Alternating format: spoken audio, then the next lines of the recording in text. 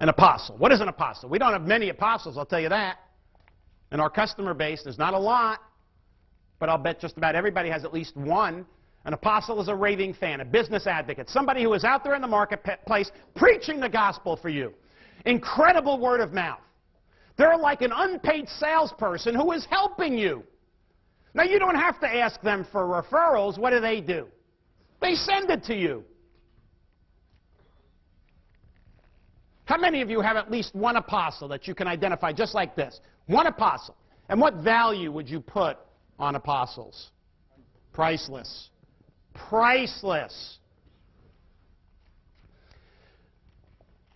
You build apostles through your relationship skills. One-to-one, one at a time, a lot of attention, a lot of nurturing. Now, I'm going to show you a strategy that you can create more apostles. Before I show you the strategy, let me ask you this. How many of you have a written plan, step-by-step action plan, on how you will increase the number of apostles that you have each and every year? You have it written down, and it's step-by-step action plan. Can I see your hands? All right. 2 people, which is 2 more than this morning. Because most audiences, I don't care how big the audience is, I rarely see a single hand go up. And the reason is, we know apostles are priceless, we love apostles, we wish we had more of them, and we just think that they happen. They either happen or they don't. You can create apostles. Now, I'm going to show you something, and I guarantee you that all the time and money you invested to be here tonight, this one idea will pay it back 1,000-fold.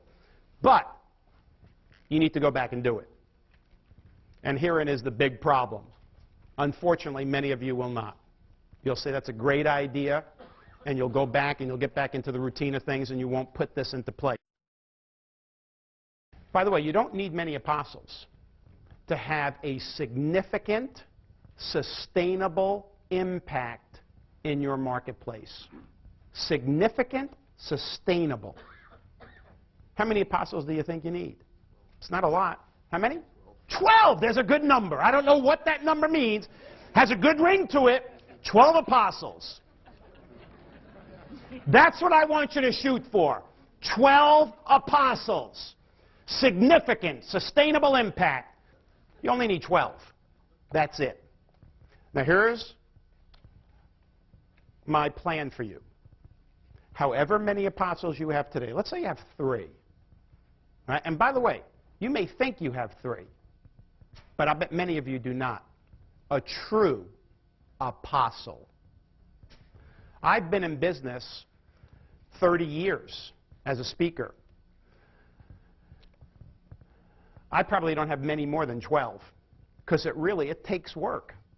It takes work to build apostles, and it takes work to keep apostles. And many people don't want to put in the time and effort.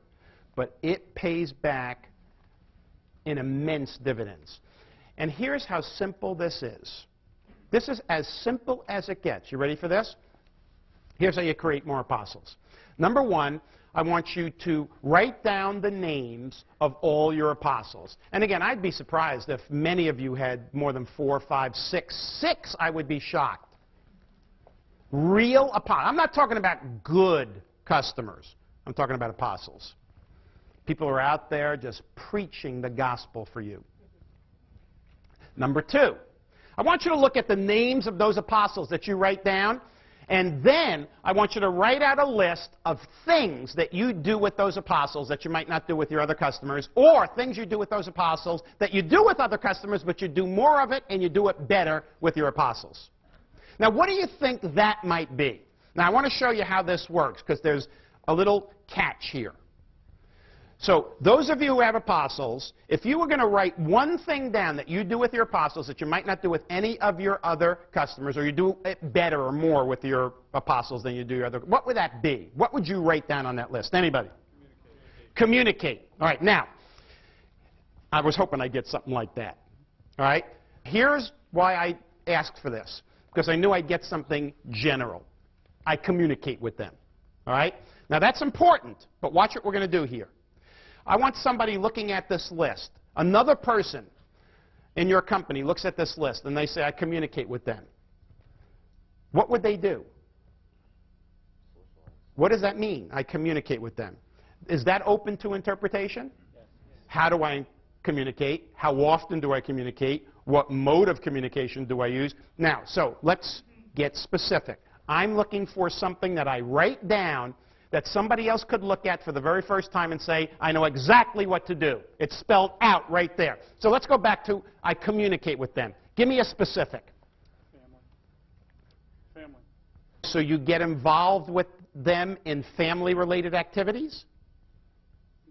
Okay. Now that's so what he's saying is with apostles, he actually gets involved in family-related activities with the apostles. So if it's a child's graduation, if it's a birthday, it's an anniversary, you may celebrate it with them. So they're probably also friends too, aren't they? There's a social aspect here. Right, so I could write that down and somebody can say, oh, all right, now I know that with apostles I am doing specific social things that celebrate events in the lives of those people, whether it's birthdays, anniversaries, graduations, whatever. Okay, that is what I'm looking for. Give me another one. Yes? After they give me a referral, I call them and let them in all the positives of that. Okay, so okay, so what she's saying is after they give her a referral, she calls them back and gives them the lowdown on everything that happened, positive, negative, results, success, failure. Okay, now, I'm going to say that that is something you should do with everybody, not just your apostles.